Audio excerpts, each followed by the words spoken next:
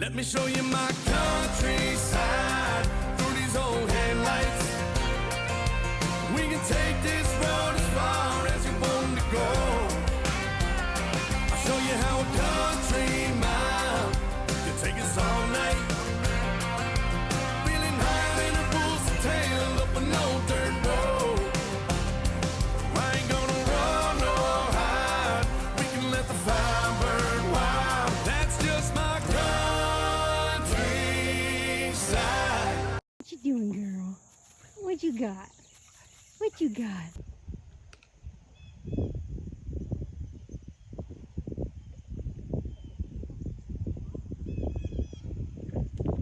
Hey you guys, good morning. Welcome back. Thanks for popping in.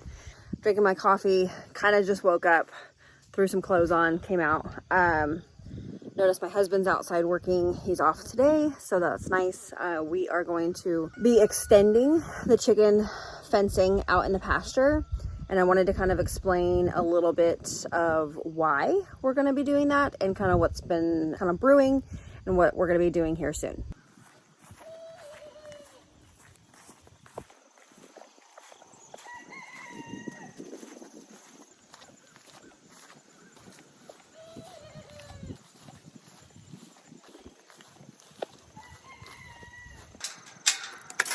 Back.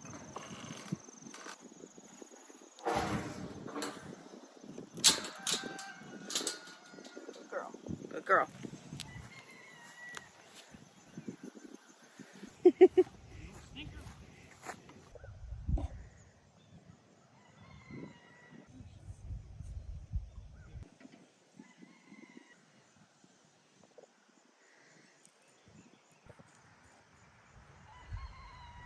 Okay, so here we are out in the pasture. Now, this is, if you've missed the other videos, we've been prepping this pasture for, let's see, the last, I would say since last March. We've really been like intensively working on it. So if you missed those videos, I have a pasture prep playlist that you can go and check out. But we have been slowly converting it. We were picking up like stumps and sticks and rocks and just clearing all the brambles and the weeds and the broom's edge and all of that to where it is today. Now, granted, we are not quite ready because there's just so much work back here to do as far as like fertilizing and creating fertile ground for the seed to grow, which kind of brings us to our video today. We're going to be creating this, or kind of cutting this in half straight back to that H brace in the back. And behind me is about, I would say 1.75 acres. It's pretty much split in half. And then all of that way is the same, about 1.75 acres. So what we're going to be doing, because the chickens have been all in this area here over the summer and early spring, this has been like pooped on, it's been fertilized, the chickens have really gone through. We've been moving their rotational chickshaw and their fencing just positioned throughout this, kind of just going through methodically into different areas. So that has been fertilized. So what we're going to be doing, we have seed coming from Nature Seed, and right about now is our like prime time for planting seed. So we're going to be putting that Nature Seed, which is a forage mix for like sheep and cows. We're going to be putting down a fertilizer with that seed just to give it an extra boost and kind of our insurance to make sure that it actually takes. So we're going to get that moved, get this fencing moved to block this off, and then that way the dogs will actually still be able to come through because we have our gate on that side. So they'll be able to still come out here and play and walk the fence, which is great for predators and just kind of upping the noise a little bit over here. We do have a mountain lion that kind of likes to stalk inside those trees on the side. So I'm really grateful that our property is very open. As much as we would appreciate some of the shade sometimes, I am pretty grateful that he stays that way. He or she stays that way or that way. So yeah, we're going to get this fencing moved, and then we'll take it from there.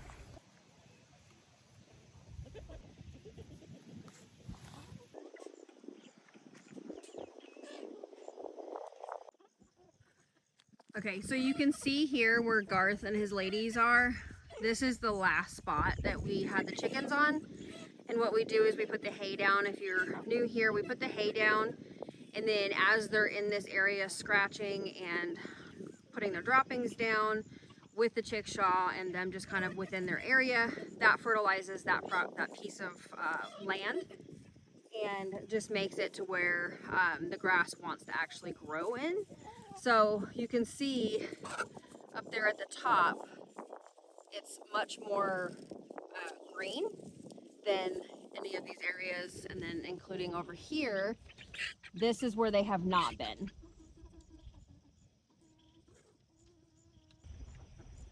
So this is where the chickens have not been. And so that is definitely going to need to be fertilized before we put down any other seed. So that's why we're taking it from that H brace there, and then we're going to bring it all the way over here to that corner H brace, and then that will be the seeded part that we do this fall. So then over the winter time, we'll be putting the chickens all throughout this area here and some of that down there. So that area will become fertile as well as the chickens are on it.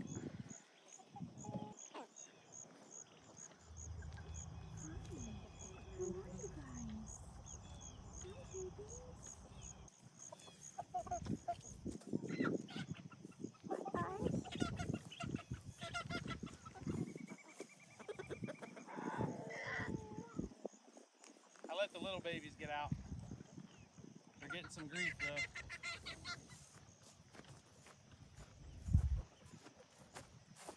Should I put them back away? No. They gotta figure it out. They're never gonna get out.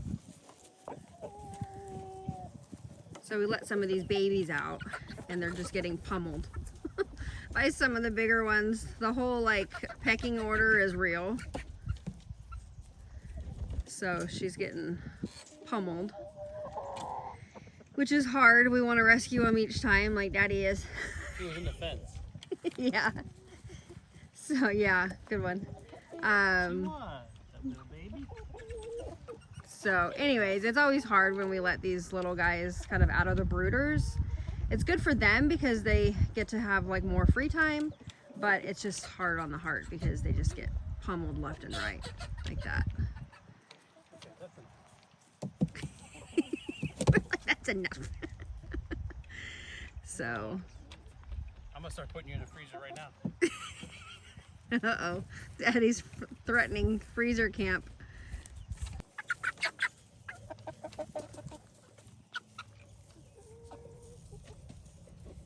All right, girl. Here she is, the sweet girl. She's a sweetie. Oh, she's a pretty. Figured I'd give her a break. Aw. So the fencing that he's putting in now, we actually bought previously, and it's a 100-foot roll fence of the electric netting. I think it's the PermaNet on Premier One website. Not affiliated or anything, but we did notice that the prongs are thicker. They just have like a bigger diameter. So this one here that they're in now is the 164 foot, and the prongs are not nearly as thick. So he is having a harder time, or he has had a harder time putting in our previous fencing, and he definitely likes this 164 foot roll versus the 100 for that very reason, especially with our like very hard rocky soil that we have here. It's clay, it's just really hard to kind of bust through. So yeah, so if you're in the market of fencing, then I would definitely look at the 164 foot if you have harder areas. And as we go through and fertilize our grass, we've been noticing that it's definitely getting easier to do, but it still is just a little bit tough because we're just not quite where we want to be as far as pasture, and hence why we don't have hoofed animals on here yet. Granted, they say that if you put animals on it, you'll have it quicker. We're just not quite ready for that because we don't want to have to be buying a bunch of hay to feed them. So we would rather wait a little bit, kind of do some of the work ourselves with some of the fertilizer, not much, but and then putting seed down so that we won't have to feed them nearly as much hay.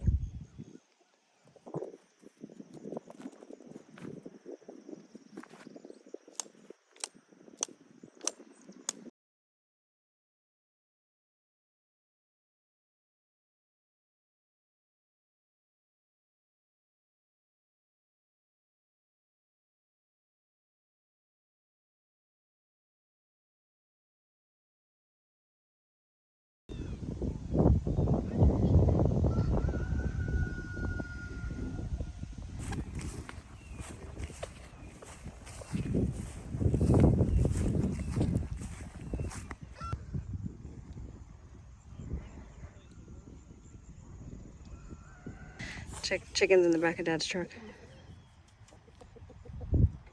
Maybe with the water's going to feed over there. Okay. It's your time.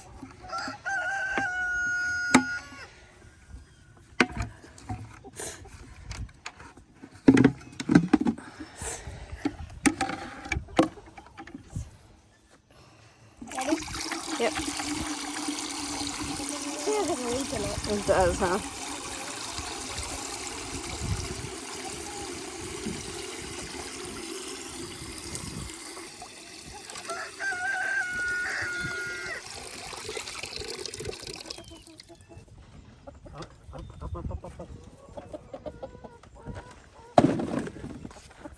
Oh dang, I need food.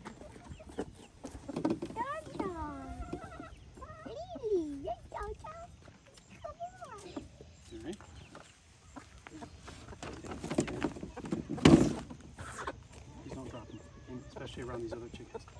You all got it? Mm-hmm.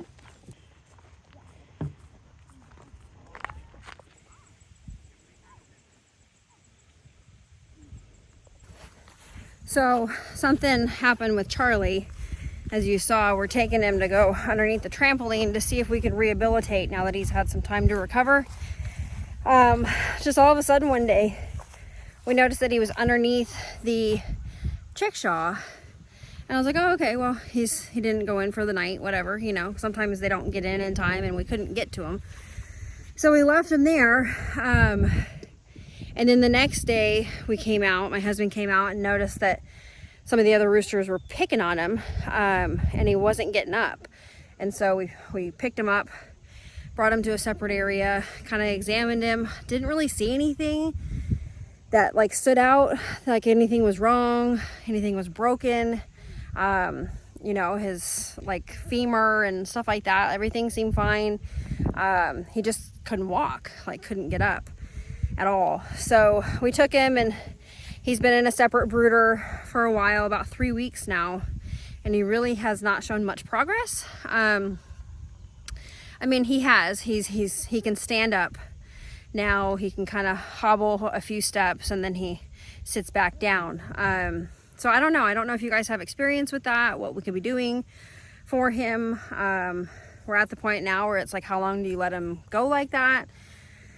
We want to give him a chance because we really like him. We want to do what's right by him, but it's just, I don't know. I don't know that he's progressing at the rate that I would like him to. Maybe he needs a little bit more time, not sure.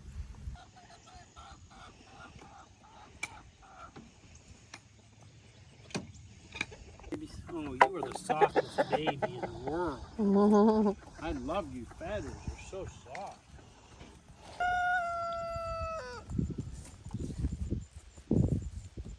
He's got to come out. It's one of those bad trees. Yeah.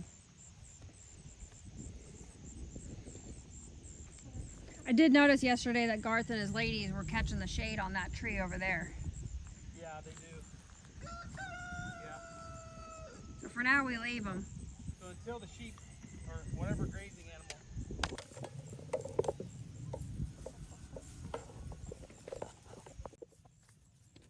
All right, and some of you guys might remember Keith from when he was a little guy. He was super, super friendly. He went through his teenage hormones, got a little testy for a second, but that's him there with some girls, and he's turning out to be like one of the best. We really keep our eye on these roosters, like for who we want to keep, and he was definitely a good keeper. He's so good. I've realized that, like, we've realized just raising these roosters and stuff, that they really do go through like a teenage hormone phase. So if you can get through that, like, first, I would say they go through it for about like a month or two, and then as long as there's no like attacks and full-on, you know, flogging and stuff like that, if you can get through that first like month or two when they're testy like that with their hormones, they tend to be really, really good after that.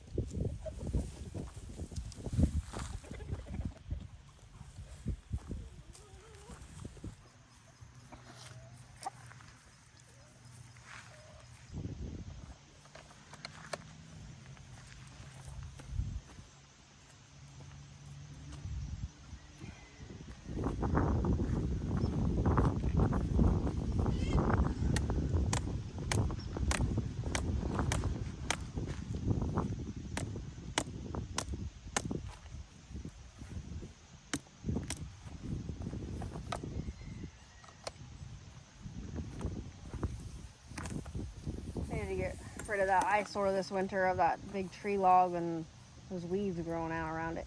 Yeah, once I don't have grass to cut, Yeah. I feel like I'll have a lot more ability to do other things. Yeah.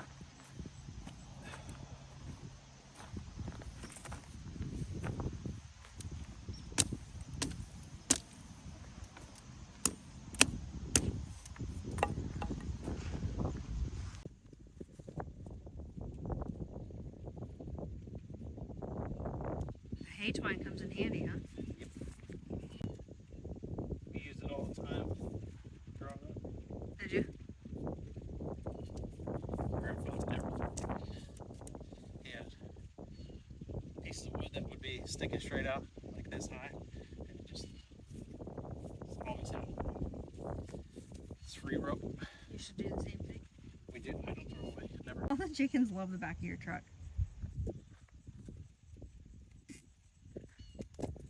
I'll be in there pooping up a storm.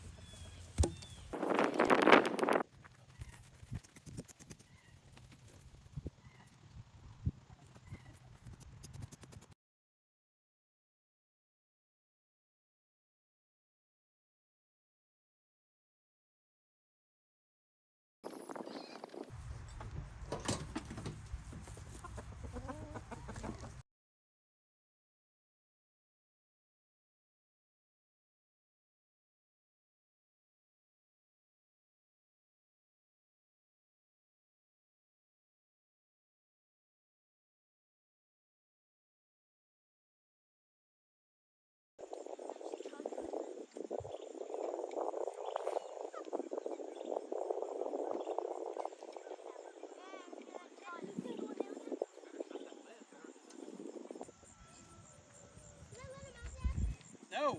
They stay on that side now. They don't ever get let out anymore, honey. I would love to be able to fence all that off. Yeah. Or part of it. Yeah. And then Okay, guys. set some pigs out there to clear the brush. What'd you say, babe? I say they can start loading that wood up.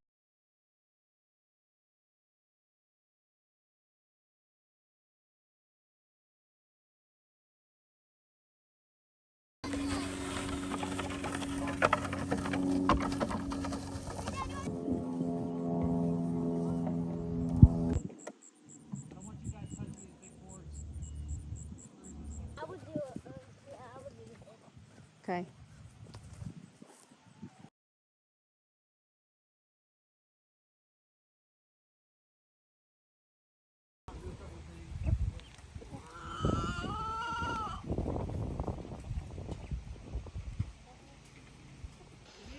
All right, guys, I think that's gonna be it. We're gonna get ready to eat lunch here soon. It's a little bit early, it's still like 10:36, but I'm gonna get things prepped. We have to eat lunch early because we're going to pick up our other two boys that are with Mama and Papa. So I'm excited to have them back, have all four boys on deck. And and ready to help with more of these chicken chores. So anyways, that's it for us. Thanks for tuning in, and we appreciate every single one of you guys. We'll see you on the next one. Bye-bye.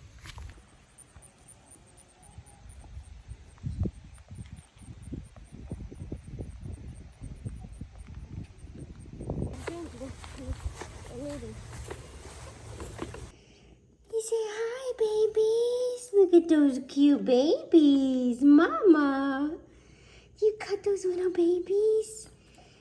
Yeah. They're so cute, Mama. They are so cute. Yeah.